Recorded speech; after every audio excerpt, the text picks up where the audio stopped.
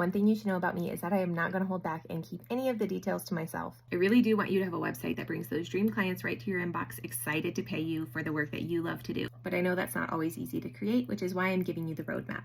My website launch list shows you the step-by-step in all 3 phases of building a website. First, we'll start with strategy, which is figuring out how you want to connect with people, what you want them to do, and what you're going to say to make that happen. Second, we'll actually design your site, and that starts with resizing your photos and prepping your content for that site, and then all of the layout and fun things like that. And then that final phase is showing up. So making sure that Google is showing your site to the right people, that you're also launching your site and showing it to the right people, and how we can get traffic continuing to roll through our site so that we're connecting with those dream clients and getting them into our inboxes.